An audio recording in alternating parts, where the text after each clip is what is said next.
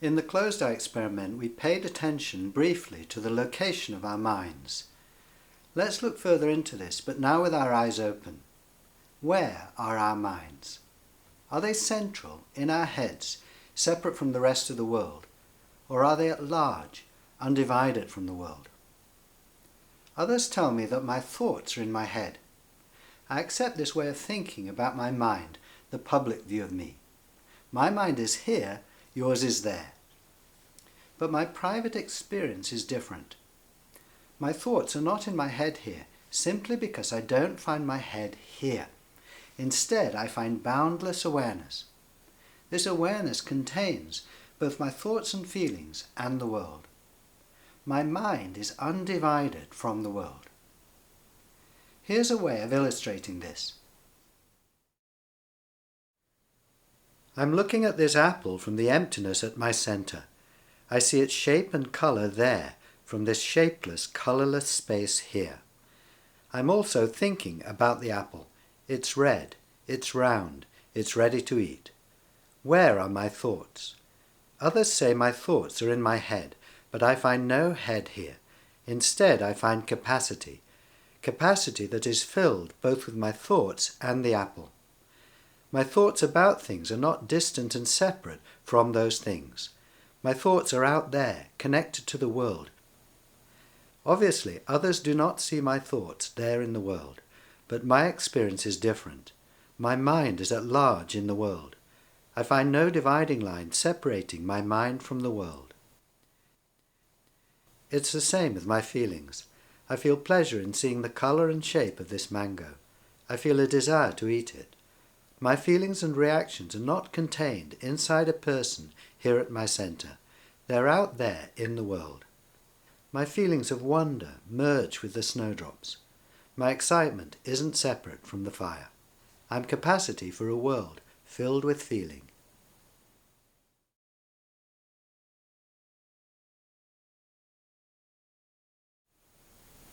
When we live as if our minds are central, it's not surprising if sometimes we feel full to bursting with thoughts and feelings. There's a lot of things going on in a very small space. But when we see that privately we're empty of mind at center, that all our thinking and feeling is out there in the world, a great weight lifts from our shoulders. How good it is to be free of our minds at center, and how our minds love to be set free in this way. When we let them go back into the world, they breathe and expand. We become more creative when we don't hold on to our minds at center, when we're consciously open to the source. And we become more warm and generous-hearted when we don't hold on to our hearts at center, but let them be where they belong, out there in the world.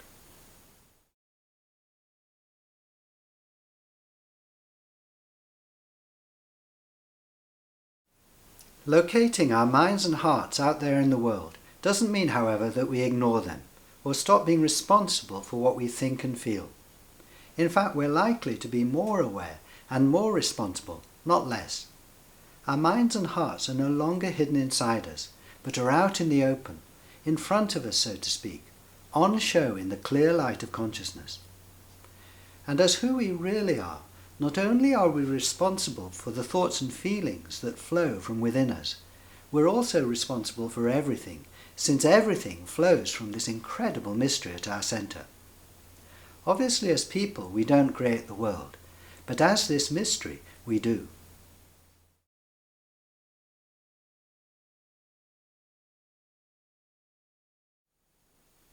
One of the situations where there's a striking difference between our public and private identities is when we move. If we go out for a walk or travel in a car, everyone around us sees us moving. But are we moving from our own point of view? I'm not.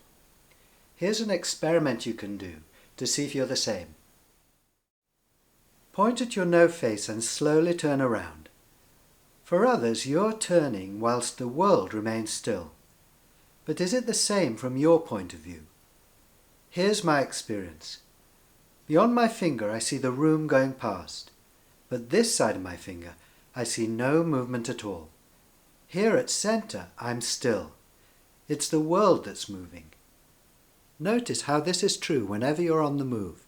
When you're walking, you're looking from boundless stillness as the ground moves under your feet. When you're cycling, you don't move, it's the road that's moving, rushing past underneath you. And when you're in a car, enjoy watching the landscape flow into your stillness. You go nowhere, whilst your destination comes to you.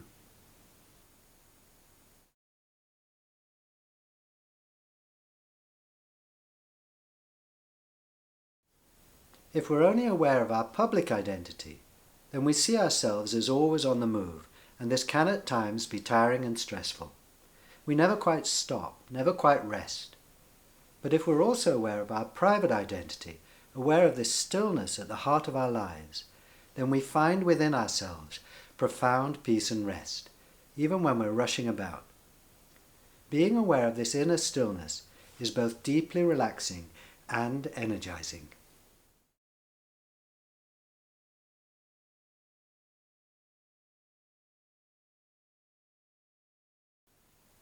We can't see our heads, you might say, but we can touch them. Let's do an experiment to see if this is true. Touch your head. What are you touching? I'm aware that for you, I'm touching my head, but my experience is different.